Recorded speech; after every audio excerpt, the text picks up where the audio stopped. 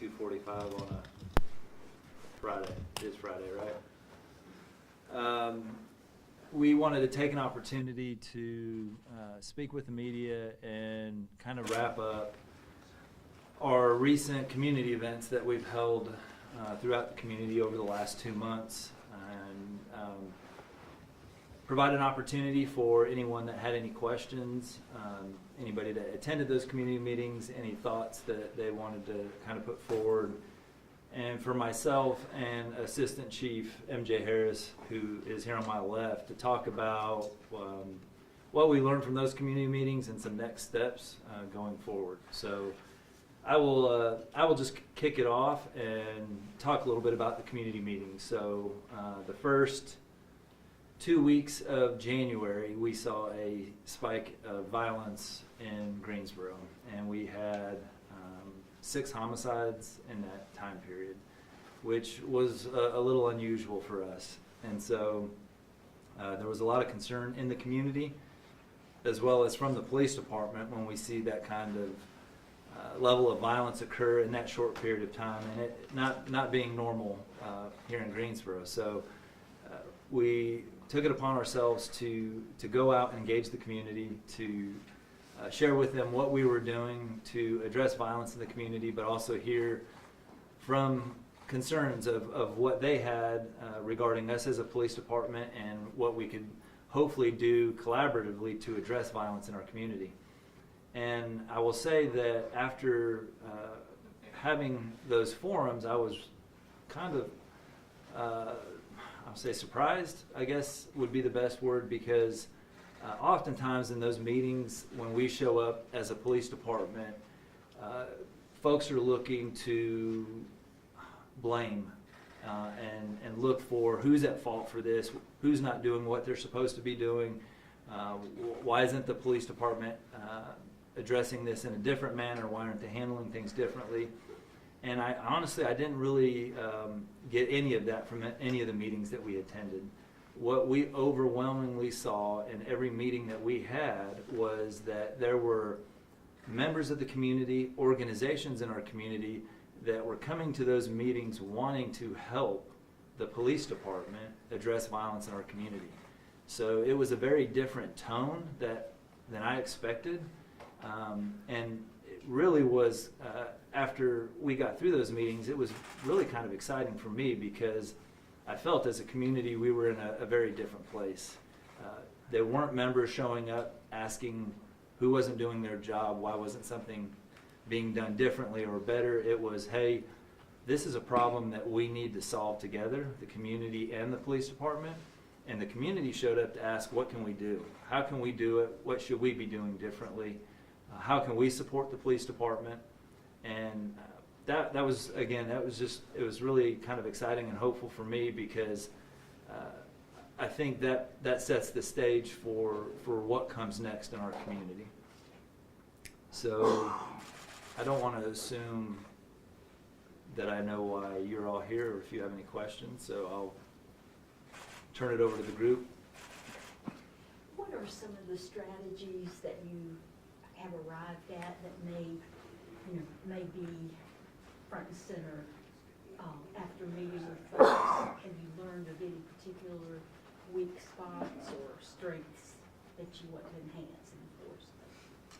Yeah, so what I think I saw from the community was an overwhelmingly show of support of community-based organizations, different agencies, and just community members as a whole that wanted to help. And what we have realized is that we don't really have a very good structure or mechanism in place that helps those communities come together with us.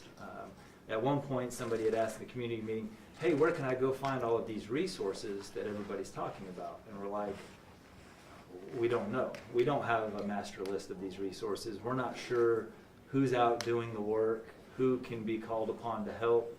Where are the gaps? How do we fill in those gaps? And so that's part of our strategy going forward.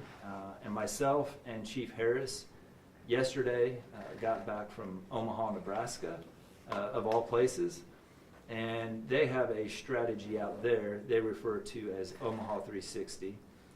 But it is a strategy that allows for a structure and collaboration between the community-based organizations, and the police department in addressing crime. And I'll let Chief Harris speak to his experience out there.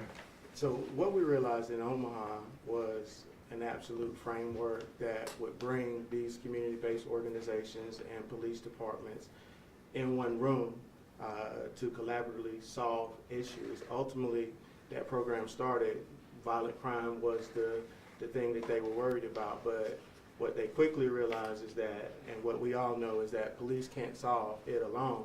So this framework allows for these community-based organizations, the health department, the hospitals in the area, they all come together to discover or determine what the root cause of the issue is to help solve that issue. And in that, over 15 to 18-year time period, what they realize is that by bringing these organizations together, it decreases violent crime and helps the community thrive. Is that any different than what the Office of Community Safety is doing? Because they've been working with a lot of community groups and kind of with the same message. So that's a good question. Our Department of Community Safety Department would probably be the department that leads this effort, because you are right, they are attached to community-based organizations, but what we need to do in Greensboro is bring all of them together, not just the community-based organizations, but these outside organizations that can come together and assist as well. And yeah, so this is, I think it's a little bit different. We're up here representing the police department and talking about this program, but what is really unique about this program and what I really appreciate is the fact that it is not a police-driven program. This is a program where the police department has a seat at the table, but they have the same seat as every other community-based organization, community member, or anybody else that's in the room to help address violent crime. So what's unique about Omaha 360 is that it is community-owned and community-driven. And we play an important role because obviously as a police department, we have all of the statistics. We know where the crimes are occurring. We know who's involved in crimes.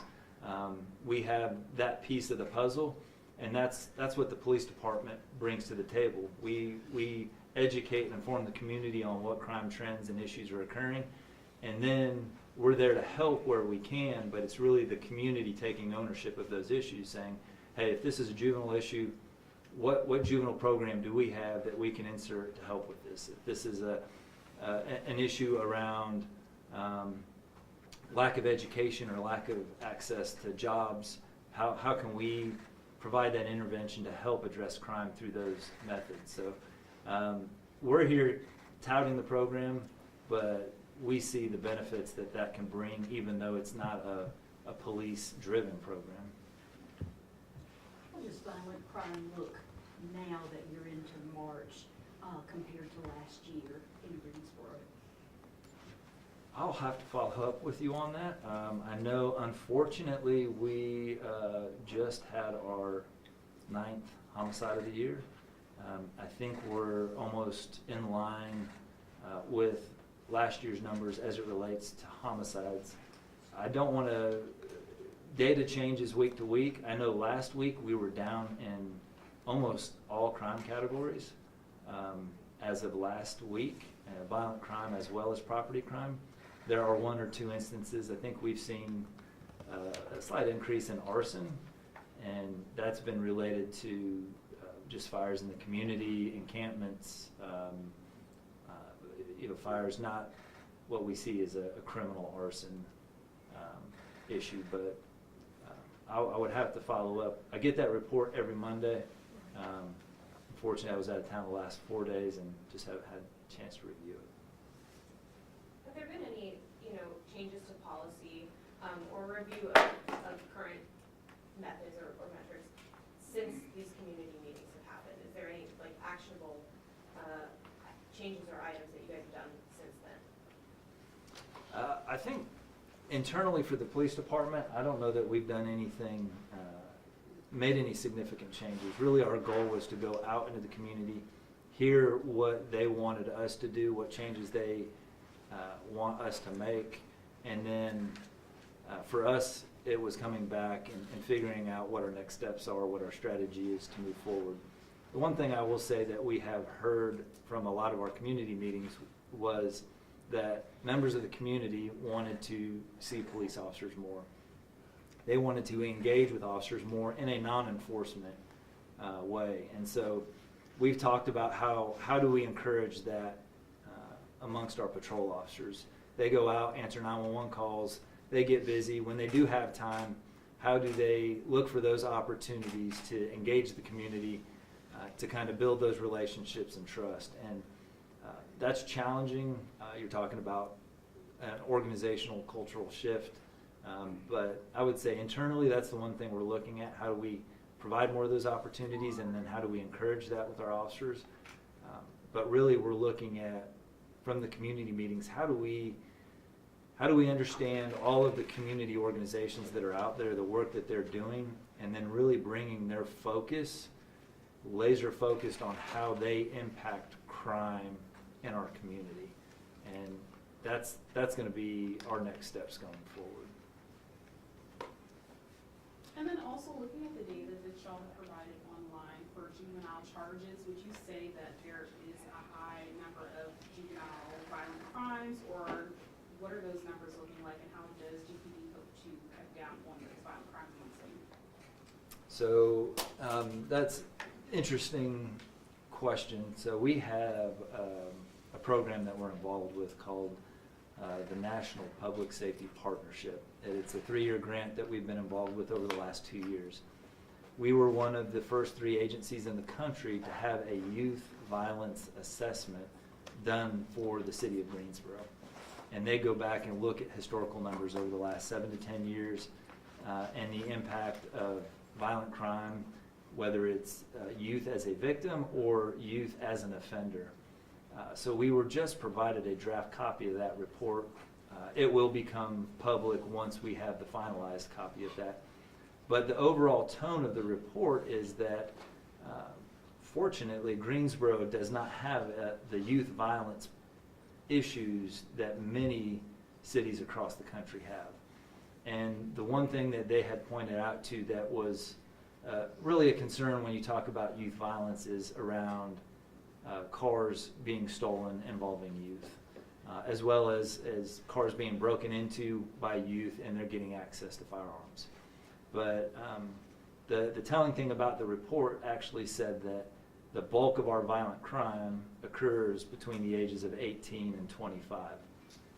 We've had a lot of discussions around that, and it's not that, you're probably not turning 18 and then just deciding that you're 18, so I'm going to go commit a violent crime and be involved in that kind of activity. That's happening when you're 14, 15, 16, 17. We're just really seeing the effects of it when they hit those later years. So right now we're evaluating to see what can we do to catch those individuals at 14, 15, 16, 17 in hopes that we'll see that impact between that 18 and 25 year gap. So we track those statistics and really try to be data driven in everything we do. I hate to say that I'm glad we don't have a youth violence issue in Greensboro. When I say that comparatively to other cities across North Carolina and the country, but that is what the data is telling us. So we'll take that as a small win here in Greensboro, but really figure out how we can try to really impact that age group of 18 to 25-year-olds that we're seeing the majority of our violent crime occur. You mentioned that the community has said that they want to see more police officers. I know that you have quite a few occupational vacancies. Kind of talk to us about how important it is to fill those vacancies so people can see more officers in their neighborhood. Yeah, no, it's critical, and Chief Harris is over our patrol bureau, which is that bureau that the officers are a part of, that typically the community will see or want to see or has that interaction with. And so we're authorized 651 officers. We're getting ready to start police academy, I think the first week of April. and we'll only at that point maybe be a handful of officers short. Potentially, we could, depending on how many we sit in the academy, be almost full at that point. There's a lot of context that needs to come with that. Just because we sit in the academy and we're full, those officers won't be out out of the field on their own for 10 months. They're going to spend 7 months in the academy, 3 months in field training, and over that period of time, we're going to lose officers through retirement, through resignation, through getting out of that line of work. So, but we've not been this close to full that I know of in the last 10 years. And so I think that's an extremely positive step. What I need to plan for and what I'm going to council for and city leadership is to plan for our growth into the future. We probably need to be around 700, 720 officers as an organization. There was a staffing study done in 2021, and at that point I think they recommended 700 officers. Obviously we've grown in the last 3 or 4 years, so really for us the challenge is getting full strength and then maintaining it with the growth we know that's going to occur in Greensboro with all of the economic development and folks moving into the community. And I think Chief Harris can probably speak to the challenges the officers face now and just trying to engage the community. Yeah, I mean, on a day-to-day basis, your routine patrol officer, you think we're called a call, but each call mandates that you do this report or make this arrest, which takes time. The reporting has changed over the years with state law changes for certain crimes, more reporting, so that's more time off the street. So in the Patrol Bureau, what we are doing is we're trying to readjust. We're looking at our processes and our policies and our procedures and the reporting to see how we can make some changes. So maybe we could free up officers a little sooner so they can make that community connection. If we can decrease the time on a call, and we have more time to engage the community. I think there was an example that we had posted, and it may have been on our social media, where one of our recent snows, we had 2 officers who came across an individual who was out jogging in the snow and exercising. And the officers took a few seconds, they jumped out, they did some push-ups on the curb with the guy in the snow. And those are the connections that we want our officers to have some opportunity to make. That only took a couple minutes, but those are the interactions that the community is asking more from us as a police department. And that's what we want to provide more, because that helps us build trust and relationship in the police department and fills that kind of gap that the community has from wanting more interactions with us. Is there a particular area in Greensboro where you're seeing more of the violent crime happening? So, to be honest with you, I would have to map. I think we're kind of all over the place now when we talk about violent crime, but we do have this this geographic area in Greensboro we refer to as the Crescent, and many people familiar with Greensboro know that southeast, I guess, starts south, southeast, and kind of arcs up as a crescent. And historically, and when I say historically, when you look at 5, 10, 15 years, that is where we see the majority of violent crime and crime that occurs. And kind of bringing that back to this program that we learned about in Omaha, crime is one aspect of that, but they also look at other factors that impact crime: poverty, access to education. One of the most successful programs that they talked about in Omaha was a jobs program. They saw violent crime spike in the summer because everybody's out of school, kids didn't have really anything to do, and so they started a jobs program and saw how that impacted crime in those areas over those certain months. And so there is historical areas in Greensboro that have had issues with crime, as well as some other issues as well. But we are unfortunately seeing violence occur outside of those areas as well. And have you been in partnership or working with other departments in North Carolina to see if we're in line with their numbers or what they're doing as far as their programs and things like that? Yeah, absolutely. So one thing we we are always trying to keep our finger on the pulse of what's happening anywhere. And so we have great relationships. I meet every other month with the Winston-Salem and High Point Police Chief, because we know, the city limits doesn't keep folks from committing crimes in those areas, and folks in High Point will come here. We're in Winston, and so we really try to stay connected in our region so that we understand what's happening. And then leadership, the Charlotte chief, the Raleigh chief, the Durham chief, just to stay connected and understand what they're doing, best practices. Our partnership, the public safety partnership that we're a part of, actually afforded us the opportunity to learn about Omaha's program. And that's what really drew our interest to Omaha. Was they came, they presented. It's been a program that they've had for 18 years now, and the success that they have seen over that period of time is really what kind of drew us to that program, and trying to understand how we could bring that back to Greensboro.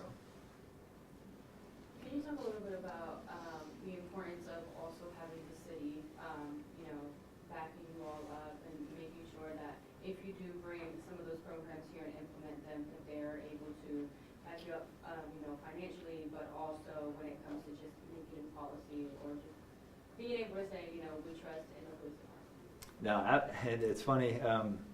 So we got back from Omaha yesterday afternoon, and then hadn't really had a lot of opportunity to brief the other assistant chiefs or anybody in the police department. But Assistant City Manager Andrea Harrell, who's here today in support of us, came in, and we've already started bending her ear about how this program can be utilized with other city departments supporting it, and how it can really be effective in a lot of things that we're already doing. And saw the eyebrows raise in interest in her support of this. So I absolutely think for it to be successful, it's going to be critical to have the support not only from city leadership, but other city departments who will have a role in that as well.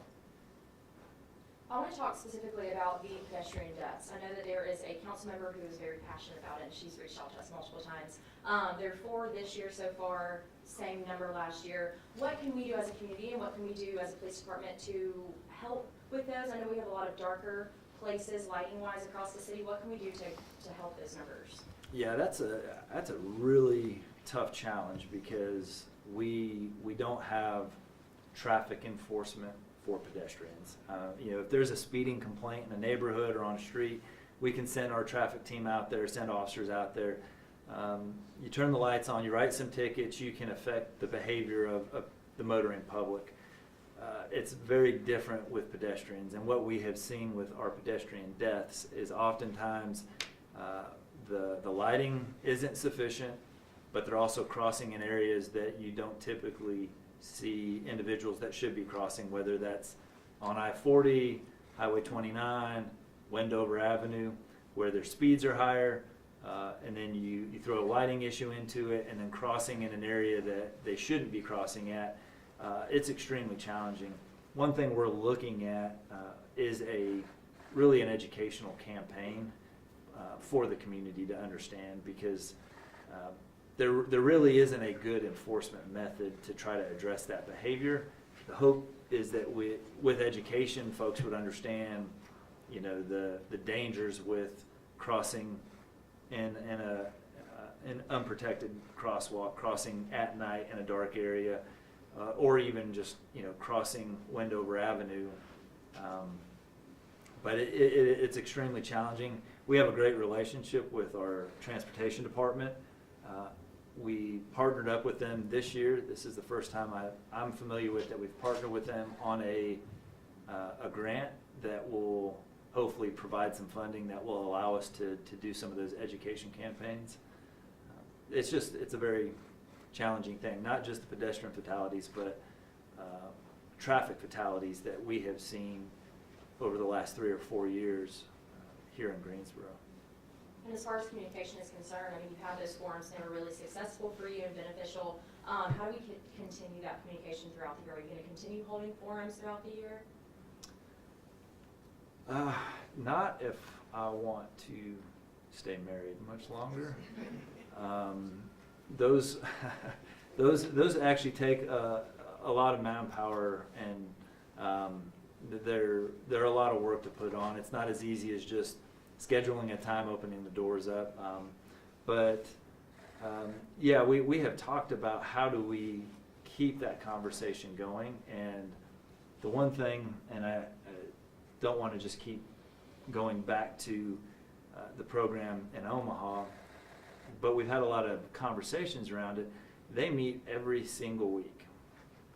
Every Wednesday at 2 o'clock, this group comes together, and it's not just a select few, anybody in the community. They have media show up, community members show up, any organization that wants to participate. It is an open meeting, and the police department at those meetings are relaying real-time information. So while we were out there and got to observe a meeting, they talked about a homicide that they had, they talked about a robbery that they had, provided information and facts around that, and it started a conversation between the group on what they were going to do to address that. And so I think as we go forward, we need to find a way that we can have that dialogue more often. Every week seems like it's a lot and seems like it's taxing, but there it's effective, and I think it can be effective here too. I wanted to ask a little bit about maybe trends in the violent crime or relationships between the people that are victims of violent crime and those that you're arresting, especially in relation to gang violence that we just saw with the MS-13 member potentially related to that gang arrest in Winston-Salem with the U.S. Marshal's Office. So has there been any form of gang violence that the Greensboro Police Department is trying to figure out how to prevent? Yeah, so we categorize gang violence in a category of what we call community violence, and that encompasses not only gang violence, but it could be drug activity, could be other criminal activity, a robbery that occurs, something like that. We do have issues with community violence in Greensboro, but when I hate to use the word gang because that triggers a very different meaning depending on what your experience and understanding of it is. I was raised in California, and a gang in California is nothing what a gang is in North Carolina. And so it always kind of makes me stop and pause for a second when we talk about gang violence. When we talk about any kind of gang violence in Greensboro, we're not talking about well-established, organized gangs such as an MS-13. We're talking about neighborhood gangs or groups of individuals that they live in the same apartment complex, they attend the same school, they live on the same block, that affiliate themselves together, and then they commit criminal activity which classifies them in that kind of gang category. What we have seen, fortunately, over the last few years is that violence is actually going down in our community. What we're seeing, and is the most concerning for us, is domestic and interpersonal violence. And so last year we saw a 40% increase in aggravated assaults that were related to domestic violence, and that's huge.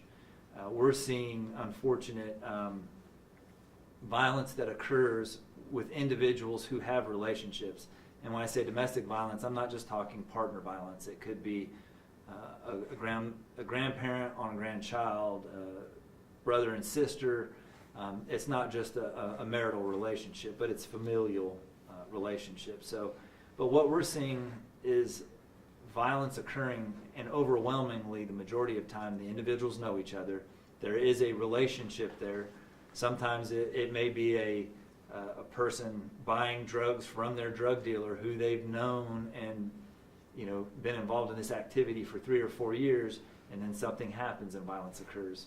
One of our, I'll say 3 or 4 of our homicides this year, we know there is a relationship between the individuals involved, and that's very challenging because policing relationships is not something that there's a model for that's effective. We don't police behind closed doors. We don't, typically get involved in those relationships until a crime occurs or something happens. And so that makes it extremely challenging for us.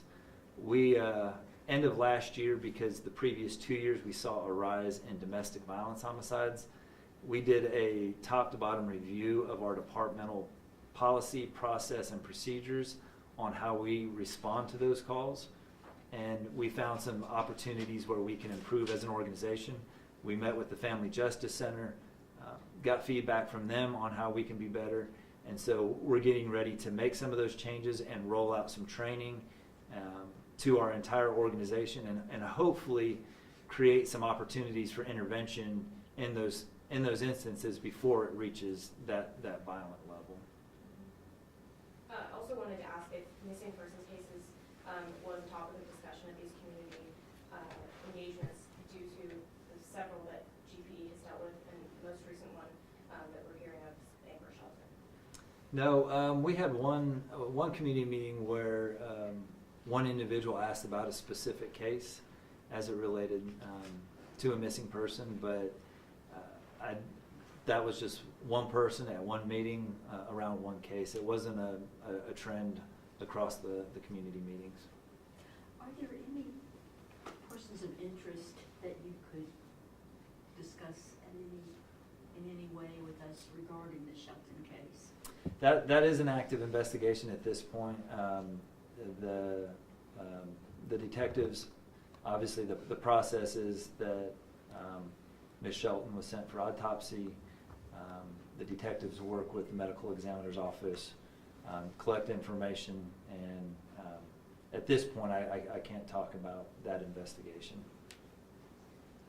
When it comes to just missing people in general, I know that maybe at the community meetings it wasn't a big trend, but just seeing the Greensboro comments under the Facebook post or Instagram post, I know there's been a lot of that regarding specific cases, and a lot of people felt like they weren't being heard or that cases weren't being handled the right way and that there wasn't transparency. Is there anything that you would say to that? The only thing I would say is that missing person cases are probably more complicated than people in general realize. A missing person case isn't always a criminal investigation. And let me clarify that. People go missing, oftentimes they go missing because they don't want to be in the circumstances they're in, they don't want to be involved with family, they're substance use, mental health issues, relationship issues. And when we investigate a missing persons case, the first priority is to locate the individual, and then we have to determine if it was a crime that caused that individual to go missing or not. So it's investigated differently than a typical crime case, that we have some certain facts and we know a crime has occurred and we're trying to draw some conclusion to an investigation. As it relates to any case that anybody from the community has concerns with, when we can share information, we try to do that. And I will use the Shelton case as an example. She has been a missing person case for 3 months now. And now that she has been located, knowing whether or not a crime has occurred is that next step. And we can't really speak to many of the details because we have to keep the integrity of that case until we can get more information.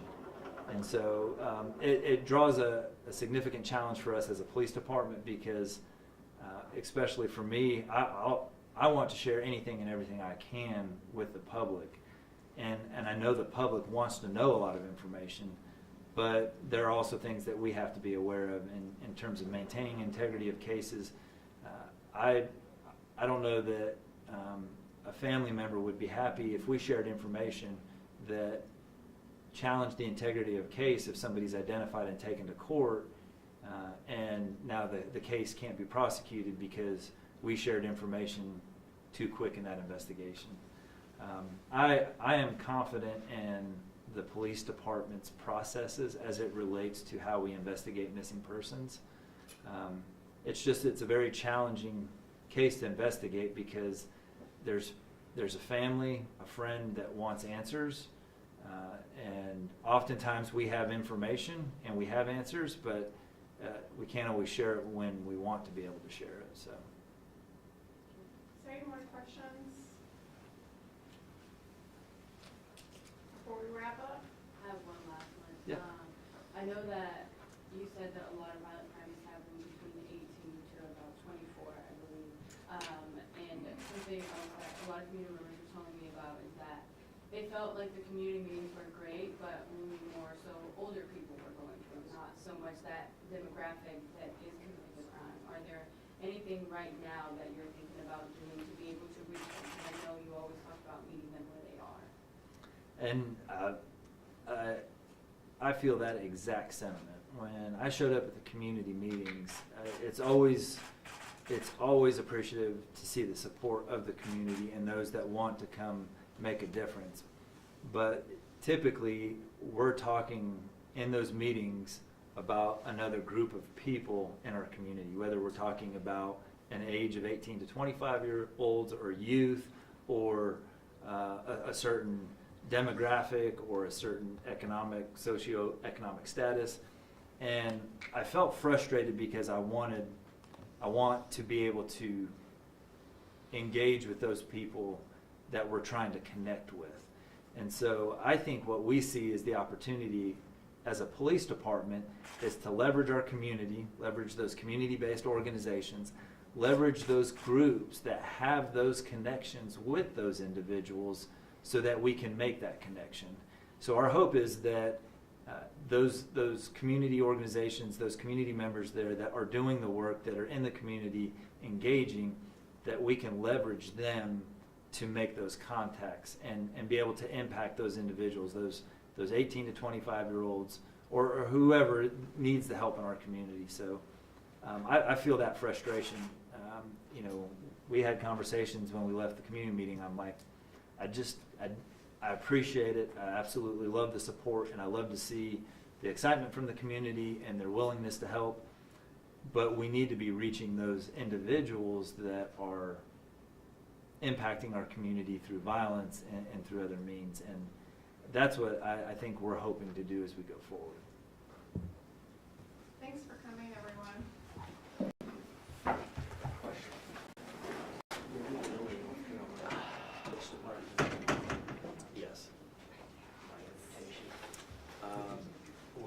Yes. So they work with other agencies. They're working with like 4 other Other agencies. than the buildings, I see, what was the criteria? How were we chosen? Well, we sought them out once we learned about the program, and I had learned about them. So it was last year. proactive on the part of the Yes. community? Yes. Okay. Thank you. Yep. Next time I come in.